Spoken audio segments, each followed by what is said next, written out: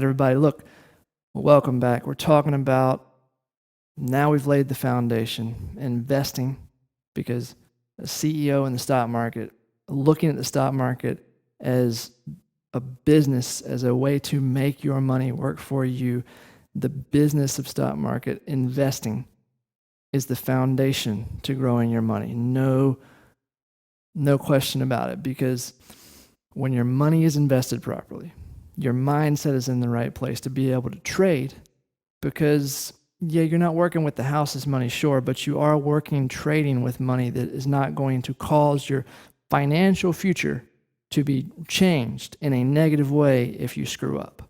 And you will, because we all do, especially when you're learning. So that allows you, I believe, to trade better. You're growing your money, and then as you trade better, your money grows, you invest more, and it just compounds on each other. And so that's how you start to outperform the stock market. And that's the title of this piece, because everybody wants to know. I don't know why. I know I do know why. Because we have been hooked into believing this myth about growth in our money when it comes to the stock market is best done. I think I did a Google search on it, and it was mutual funds over a 10-year period. 5 to 7% annually is the normal medium growth rate. Because of that, a lot of people look towards trading, because you hear people say, I made 100% this month, or I made 600% on this trade. And that happens. It happens a lot. It doesn't happen every trade, but when you're talking about 20, 30, 40% in a gain in one trade versus 5% over a year, it makes it a lot more enticing. I get it. But the idea behind outperforming the stock market is not a strategy. It's not a system. It's trading will do it for you, but it is having the mindset that I'm going to grow my money so that I can invest it smart. And you will outperform the stock market, because the stock market will be working for you, and you'll be able to use it to get to where you want to get to. So look, let's get into this piece, all right? Trading, this is my definition, is an exceptional and exponential way. It's both exceptional in the idea that you can do it from the comfort of your office, but it's exponential because of the leverage that it allows you to have in the tools.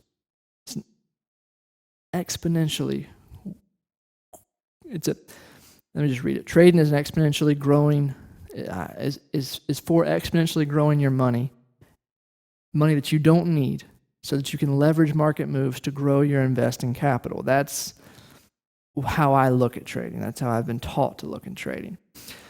So, main points here are money you don't need, exponential growth. And so when you're starting out, I don't know what kind of capital you have, but I'm going to say, based upon the talking that I want to do in this thing, that you have less than $10,000 to start trading. Whatever you invested is cool. But with that amount of money, with the current stock market prices as they are in 2024, you haven't seen a lot of stocks split in a very regular, and we'll talk about what stock splits are later if you don't know, but stock splits used to happen regularly, because every time a stock would get to a certain price, it would do a 2-for-1 or 3-for-1 or 3-for-2 split, and it would allow the share price to drop so the retail investor could buy more of it. That kind of stopped happening for various reasons. I've been told it's because fund managers are kind of holding the boards of companies hostage, because they own enough that they can say, hey, we don't want you to split. If you do, we're going to dump your stock, and that stops people from splitting. Because you've got so many stocks out there that haven't split in so long, you've got things that I trade that are, the stock itself is $200, $300, $400 a share. So if you've got 10,000 or less, you ain't got a lot of leverage, bud. And I get it. And so what do? Well, you can outperform the market by outperforming investors. Next piece. You can look at the average rate of a mutual fund, and I put 10 in the slide deck, but it's 5 to 10 somewhere in there. And all you've got to do is figure out a system that allows you to target 20% a month gains. And that's 240% a year that your trading gains are making, as opposed to what everybody else is doing. And now, yes, we just talked about how those investments are growing in the index funds at annualized rates of 24% or less. So yes, you are investing for that little bit, but that's okay because it's passively in there. Versus trading is not a passive activity. It takes a lot of work to do this right. But in my opinion, that is trading. And yes, it is awesome. 240% a year doesn't mean you grow your money every month either. I'm talking about on average, right? So let's say you do 6 trades a year that are 40% gains instead of 12 trades that are 20. Well, that's still the same amount of gain, 240, but you've only put your money to work 6 times. So where is this whole day trading thing where you're sitting by your computer screen stressing about what's happening? In my world, it doesn't exist. Now, you can be a day trader. That's where, once you understand the psychology, you can go figure out your own system. All right? Options are a way to leverage your money when you have very little of it. 10,000 or less. Can you buy 100, 200, 300 share blocks of X stock? Probably not. But see, options, as we've talked about before on this channel, are a beautiful, beautiful instrument. Options, while they are not without their inherent risk, because they do not last forever, they are a way to leverage your money. You see, options expire. Options have time decay. Options expire on the 3rd Friday of the month. They are bought in to expire. And you have to choose what you're going to buy, what strike price, out of the money, in the money. There's decisions to be made. Whereas if you buy stock, you're buying at X price and you're done with it. And yes, when you buy a stock, you own a company. It's never going to expire. And so once you have the money, if you want to trade stock, go ahead. But don't sit yourself on the sidelines of the stock market because you can't figure out how to get in the game that right now is not a game for the regular average Joe like you and me. It's just not. But options is. See, options and stock are tied like this at the hip, but not in price movement. Every stock and every option that's in that stock has a particular movement based upon the time of the year and the market that it's in. And as soon as you buy that option, yes, it begins to lose value. That's why options have to be bought for big volatility moves, and you have to be right now. Otherwise, you are going to lose because that time decay begins to eat you up. And before you know it, the option is at the expiration date. And if you haven't bought right, you can lose. That's the risk that you take with options.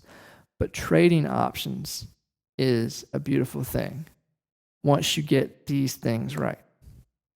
The money management. Let's say you have a $10,000 account.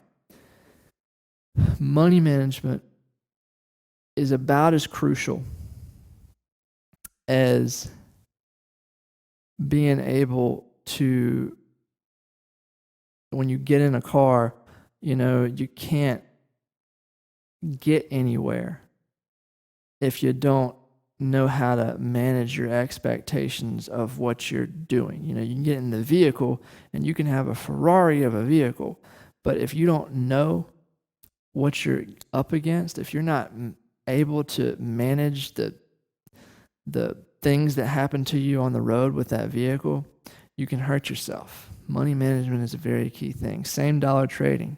50% rule, no margin, breaking down the percentage when you profit. These pieces are key. And any book out there on trading is going to say something to this effect. These are just my wording. What's same dollar trading? If you have a $10,000 account, According to the 50% rule, you should never risk more than half of that. So you can only trade $5,000. But even that is a little rich when you're talking about getting used to trading. Maybe you do $1,000 trade. Well, your next trade should also be $1,000, and your next trade, and your next trade, until you're deadly committed to moving it up because you've grown your account enough that you feel comfortable doing a $2,000 or a $3,000 trade. And now, granted, yes, this is a fluid thing. So you have to be understanding that the same dollar rule is not going to always be 1,000, but it's going to be I can't go above 1,000 once you set it. That 50% rule, same thing. You don't want to risk all your money in a trade. You want to live to fight another day. That's like number one to discipline in trading, is making sure that you have money to take advantage of the next thing before you get into this thing. I don't like margin. That's just my thought process. I believe options allow you enough leverage to not need margin. And breaking down your profit, we talked about that before. When you have a trading account, not every account needs to be you roll your profits and your proceeds from your previous trade into the next one, unless you're starting with a very small account. And like, this is something I'm working on, is like I might do a small account kind of growth thing where I do 0 DTE options and grow my account from $300 or $400 to where I can go. When you got that little bit, yes, you have to compound it. But $5,000, $10,000, $15,000, you don't have to worry about compounding it. So every trade you profit from, it can't be a dollar figure. It has to be, I'm going to get X percentage and I'm going to put that back in the account. I'm going to get X percentage and I'm going to put that to the investments. And you can go ask your accountant, but generally speaking, a third of that does need to go to taxes. And the best way to do that, folks, is put it in a cash account and just let it accumulate until you get ready to pay the tax man. All right. It is easy peasy when you do that. Now, once you got the money management down, the mindset piece, and I'm not talking about frou-frou, let's sit in our recliner and pretend it's a hot rod and one will appear mess. I'm talking about be ready. When you're trading, you are on the other side of some other person's trade, and they are going to have to lose for you to win. So, it is a place where you do not want to go in timidly. You ever heard the adage, scared money makes no money? You ever heard the adage, pigs get fat, hogs get slaughtered, sheep get killed? You know, there's different adages out there about the market. But sheep do not get anywhere. Neither do hogs. So your mindset, in my opinion, is I want to make the money as the chunk in the middle. I don't want to be the first in. I don't want to be the last out. I want to take my chunk. And I want to be right now. And I want to be deadly committed to, if I get in this trade, I'm going to live in a box tomorrow if I'm wrong. And yes, I know. Shoot me now because I've told you you're going to be wrong, right? So what the heck am I talking about? I'm talking about the mindset of this, with everything that I know right now, is the right place to be. And if I'm wrong, I'm shocked because I play to win. I trade to win. And it's not a game to me. That's why I develop a plan. I have the mindset that I'm developing a plan. And once I develop the plan, I have the discipline to follow it. All right?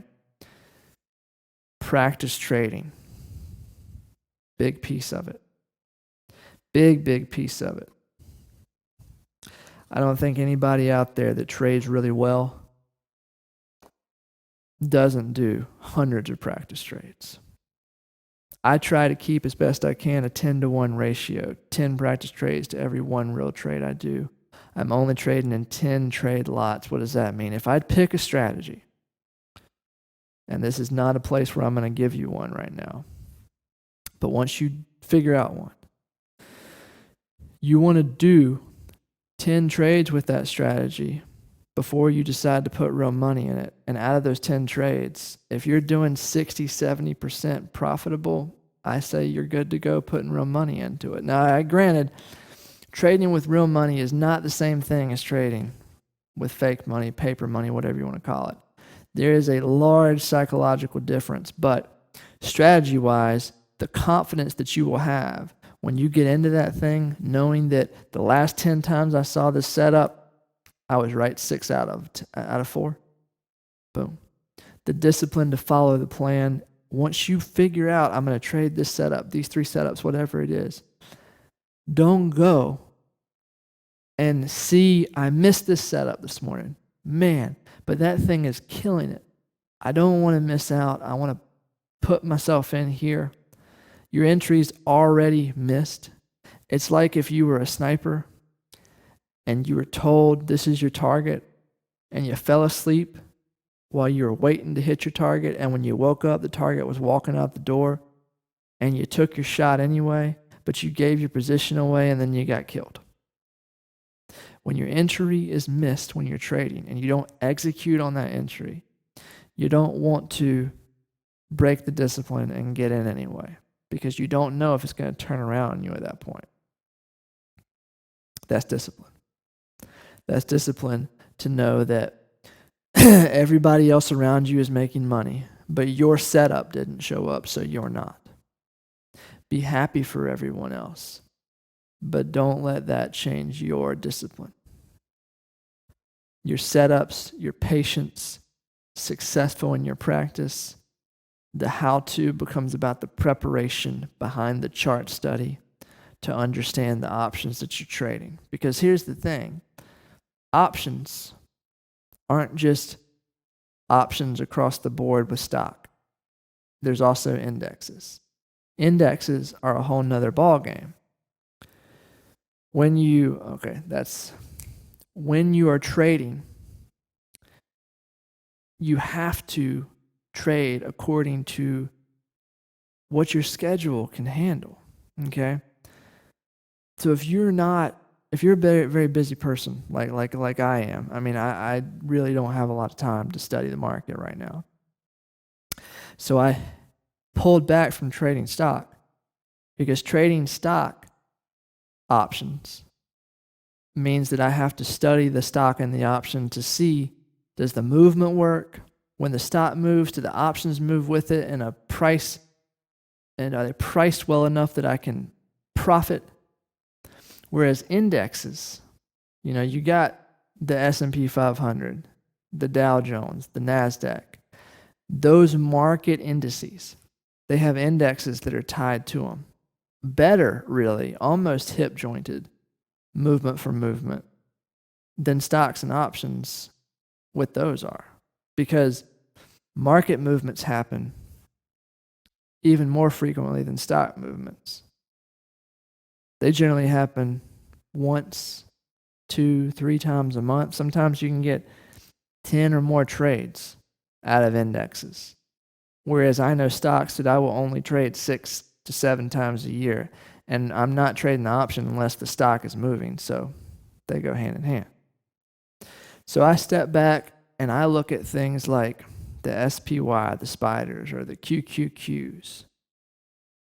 $NDX, $SPX. These are indexes that mirror the indices that they are following. And you can profit from their mirrored moves to allow yourself to be in and out, in and out. And then when we talk about strike prices and all those pieces of the puzzle, the thing about index options is you may have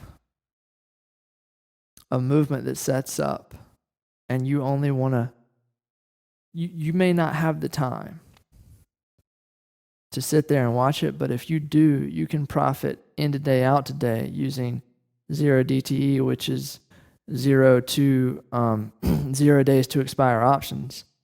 Indexes like the QQQs and the spiders, they have those. Stocks don't. Generally speaking, most stocks, they have monthly options all the way 6 months out, sometimes weekly options, but very, very few have less than weekly options. I do 0 DTE trades, or not as many 0 DTE as maybe 3 days to expire, 5 days to expire trades on SPYs and the Qs all the time. And that's what we're going to talk about in this next piece here. I have an actual plan that I'm following that maybe you might get some value out of seeing it. So thank you for tuning in. We'll see you next one.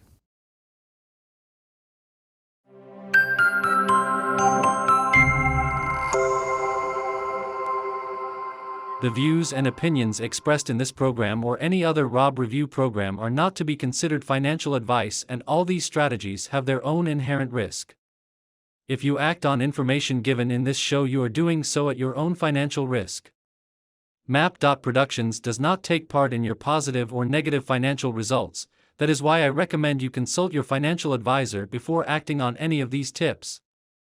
What worked for Robbie may not work for you exactly as shown in the show.